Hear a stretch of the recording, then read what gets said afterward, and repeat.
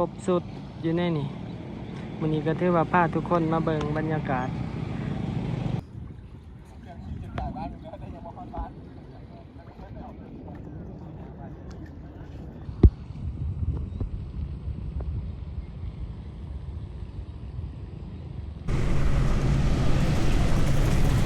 สบายดีกันเบิดสุขทุกคน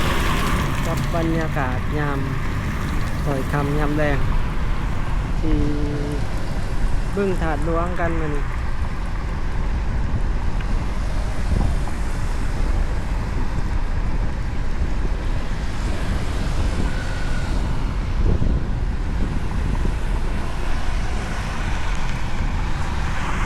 โอ้ยเขามาผิดทางทุกคนเขามาชุดทางนี้ถือตะเว้นแย่ตา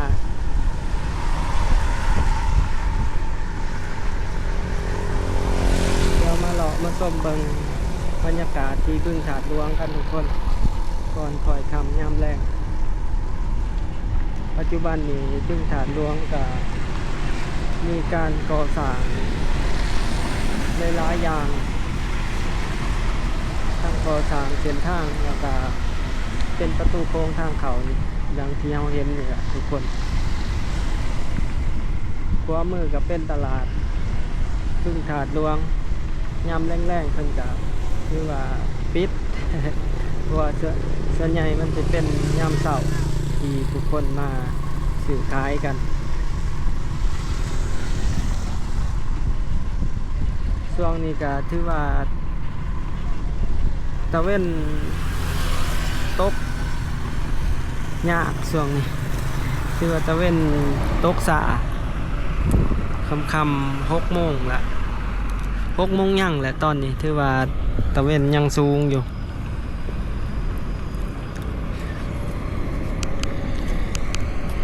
ปัจจุบันเขาเจ้าก็เวลา4 โมงเขาเจ้าก็บ่ให้เข้าไปในเขตอันนี้แหละสำหรับรถประเภท4 ล้อบ่ให้เข้าไปในเขตที่ว่าผู้คนไปแล่นออกกำลังกายนะทุกคนออมน้องแหละเดี๋ยวสิพาทุกคนขี่เขาไปเบิ่งทางสายมืดซ้ำเขาไปได้แล้วก็จังสิออกมาขี่ไปทางลัดที่เขาเจ้าก่อสร้างทางใหม่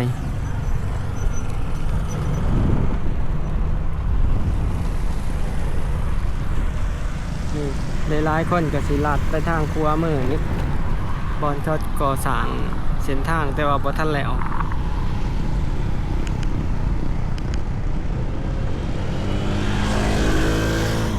โอ้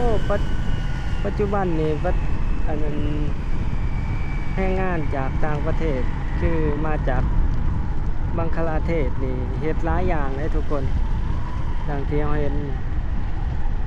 คือว่าเฮ็ดในหลายๆอย่างเดี๋ยวนี้โอ้นี่เด้ที่เราเพิ่นลัดไว้บ่ให้เอารถเข้าไปเพราะว่ามันเคยมีรถต่ำคนแล่นออกกำลังกายแล้วเพิ่นก็บ่ให้เข้าไป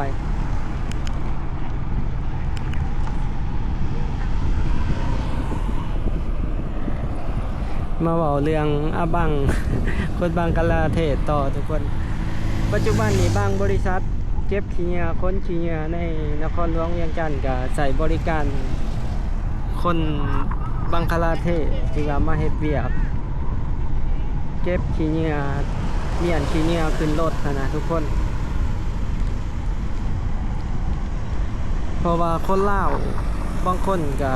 เขาเจ้าก็บ่เฮ็ดบางคนก็ตีเวียกบางคนก็อ้ายนี่แหละเขาเจ้าก็บ่คอยเฮ็ดได้เงินเดือนบ่สูงอลีเขาก็บ่เฮ็ดคนลาวปัจจุบันนี้คนบังคลาเทศก็เฮ็ดงานเก็บขยะเก็บขี้เหงื่อคนขี้เหงื่อขึ้นรถนะทุกคนเมื่อนั้นเห็นทีมงานเต็มรถเก็บขี้เหงื่อแต่ว่าก็บ่ทุกบริษัทเนาะแต่ว่าบางบริษัทก็เริ่มใส่บริการของแรงงานบังคลาเทศแล้วก็โดยเฉพาะแรงงานที่เฮ็ดเวียกกรรมกรนี่เกือบทุกสายงานจะเห็น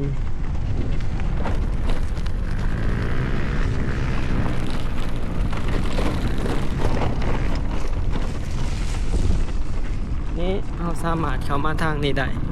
ทางสวนสนุกเอารถเข้ามาบ่ซันเพิ่นก็บ่ให้เข้ามา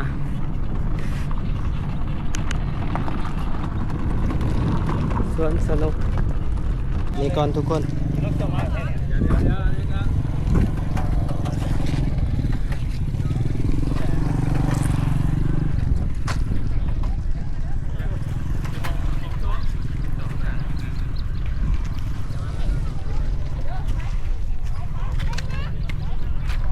วันนี้ก็มีผู้ออกกำลังกายหลายในเบิ่งบรรยากาศแถวนี้เดี๋ยวจังสิพาทุกคนขี่เลาะไปทางเบื้องนั้นไปเบิ่งสนามกอล์ฟกันก่อนอื่นมาเบิ่งอันนี้ก่อน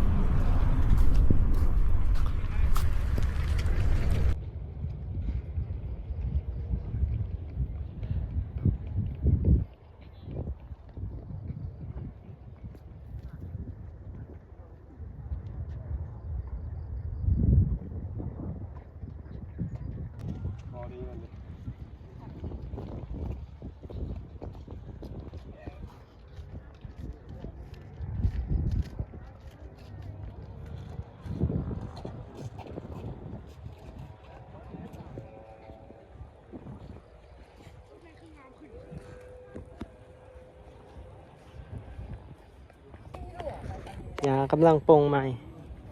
มาเบิ่งทุกคนน้ำเต็มน้องน้ำเต็มน้องช่วงนี้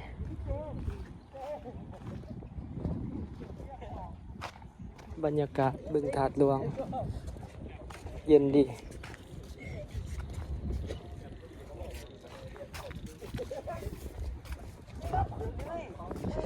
น้ำมันขึ้นลายเลย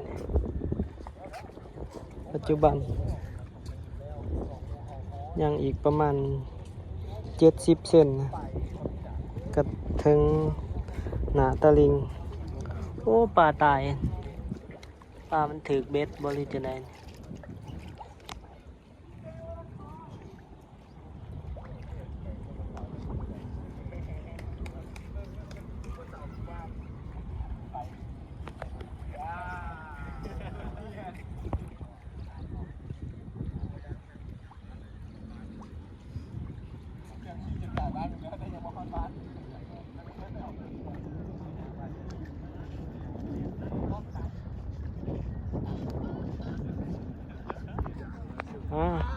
เดี๋ยวพาทุกคนไปย่างเบิ่งทางกันทุกคน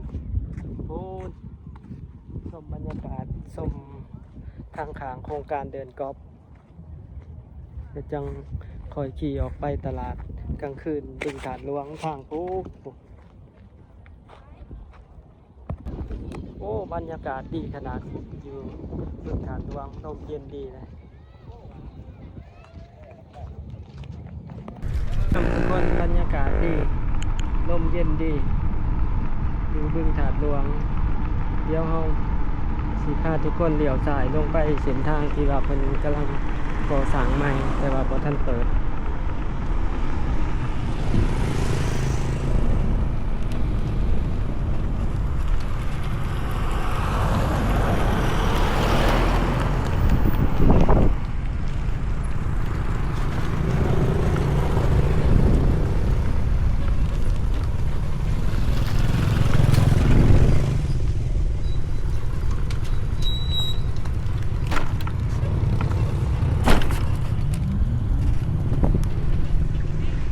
ก็ลงทางนี้ทุกคนเบี่ยนไปเส้นทางนี้มันแหลวแต่ว่าเขาเจ้ายังบ่ทันเปิดให้ใส่วัยรุ่นมานี่หลายวัยรุ่นซ้ายยกล้อตัวนี้เป็นตึกคอนโดอพาร์ตเมนต์กำลังก่อสร้าง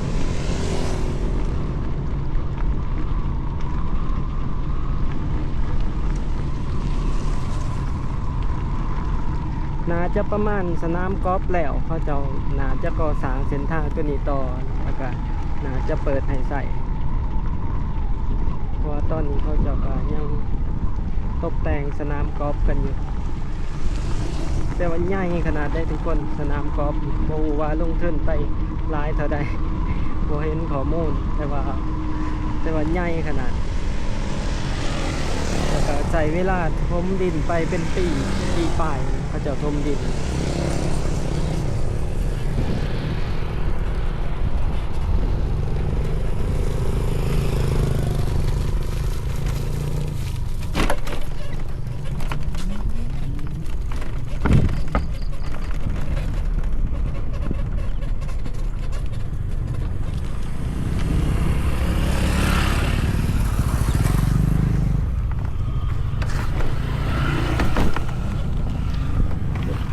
เขาจะขี่ลงมาเดี๋ยวมายืนเบิ่งสนามกอล์ฟเหมือนกันทุกคนโอ้เขาจะเห็ดใหญ่อลังการขนาดมาชมวิวชมคลองชมสนามกอล์ฟนำกันทุกคนเดี๋ยวจะเอาโทรศัพท์ซูมให้เบิ่ง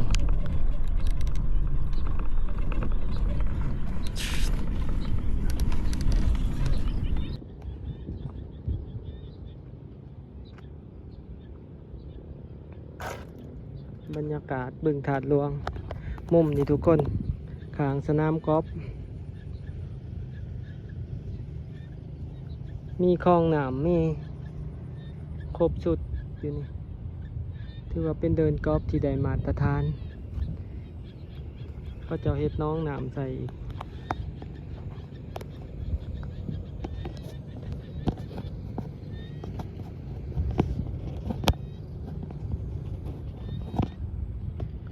เบิ่งทุกคนวากใหญ่ๆนะหลายเฮกตาร์แต่โซนนี้ก็ประมาณอยู่3-4 เฮกตาร์นี่แต่โซนเบื้องนี่ไปทางนี่อีกประมาณ10 กว่าเฮกตาร์พุ่นละน่าจะบ่ต่ำกว่า20 เฮกตาร์หรือ30 เฮกตาร์สำหรับสนามกอล์ฟตัวนี้ใหญ่ขนาดพื้นที่เขตเศรษฐกิจพิเศษบึงถาดหลวงนี่ก็ถือว่ากว้างเหลือเฟือแล้วประมาณตาที่ว่าเพิ่นสัมปทาน19 ปี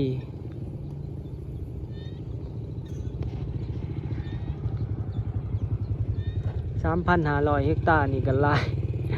หลายหมื่นไร่เติบกันเราเป็นไร่นี่ก็ตอนนี้คอยค่ำละบรรยากาศเสียงกบเสียงเขียดได้ยินบ่ทุกคนบรรยากาศดีขนาดนั้น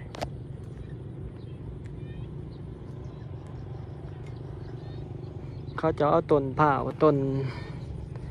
ไม้หลายๆอย่างที่ว่ามาปลูกเป็น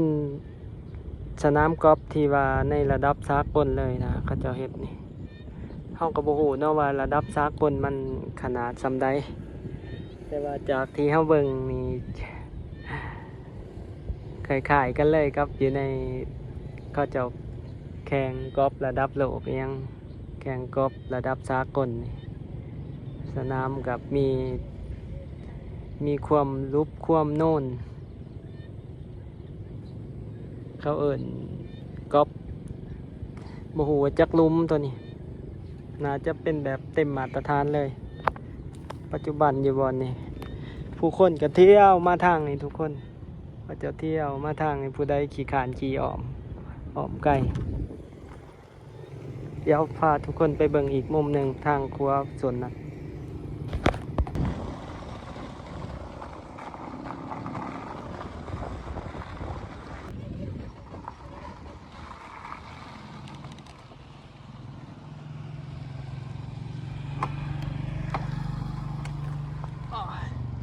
มาชมมุมนี้กันทุกคน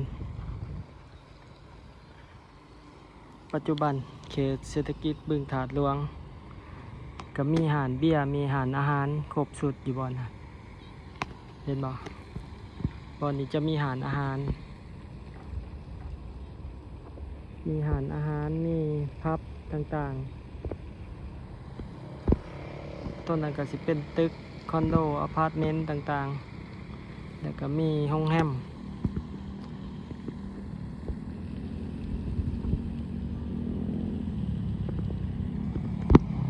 บรรยากาศ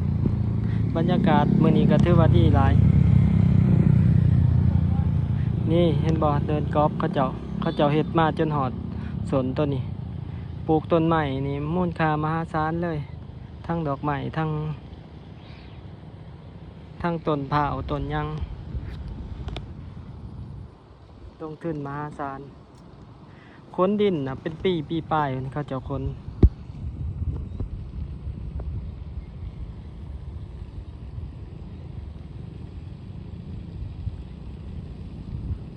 เขาเจ้าเฮ็ดทางให้รถได้กอบอีก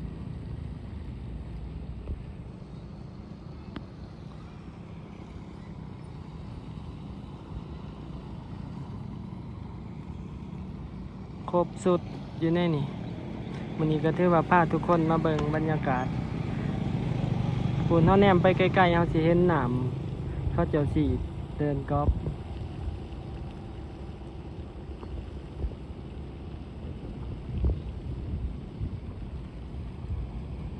หญ้าเขียวงาม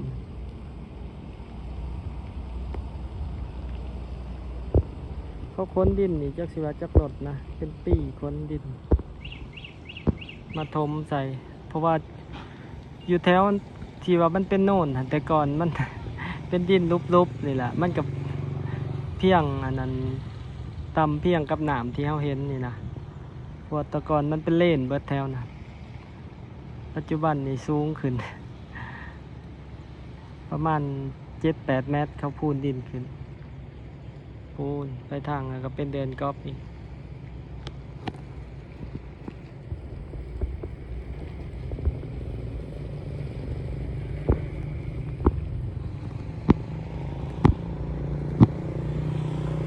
บรรยากาศคอยคำย่ำแรง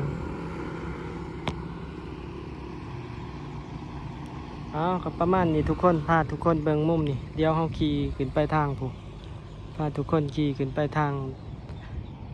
บอนเข้าแลนตลาดแรงตลาดกลางคืนถาดหลวงบึงถาดหลวง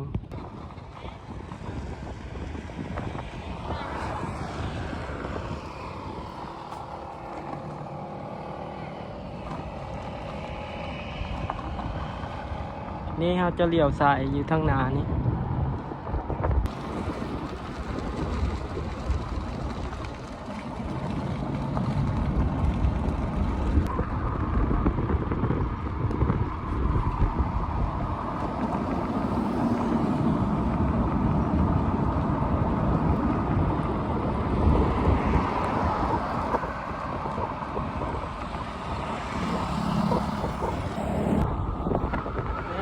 จอดเลี่ยนอยู่บนนี่สำหรับผู้ใดที่เขาไปทางในก็ได้จอดรถอยู่นี่ได้ย่างเขาไปโซนแคมป์น้องก็จะบ่ให้เขาไปให้เขาได้แต่รถจักรแต่จอดอยู่นอกเขาก็สิฝ่าว มันฝ่าวออกเมื่อก็สิบ่ได้เขาไปตลาดกลางคืนทุกคนพาทุกคนเบิ่งบรรยากาศยามแรงที่บึงถาดหลวงประมาณนี้ด้านนี้ก็เป็นบ้านจัดสรรนี่ข้างบึงถาดหลวงนี่เป็นโครงการใหญ่เลยบ้านจัดสรรทั้งมีคลองอยู่บ่อนนี้ก็คลองน้ำบ้านจัดสรรมีเป็น4-50 หลังแต่หลังใหญ่ๆบ่อน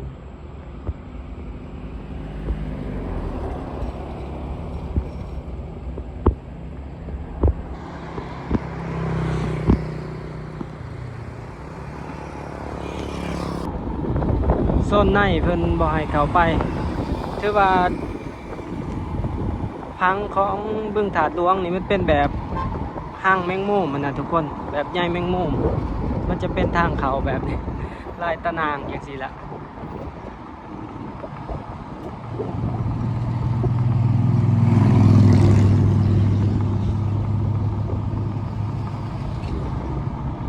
แต่คนร้ายได้มาเต็มอยู่ทั้งในกำลังกายมายาง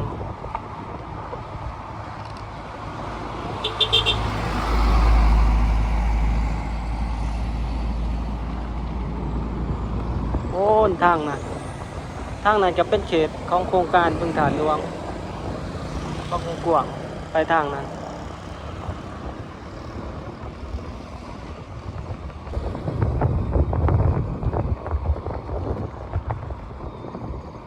สุดลูกหูลูกตา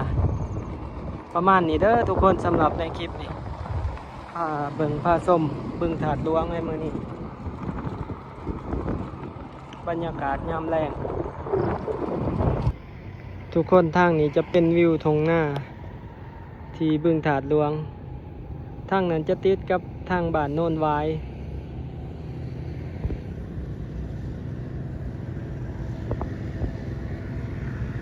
ทางโน่นวายคำสวัสดิ์ทางนั้น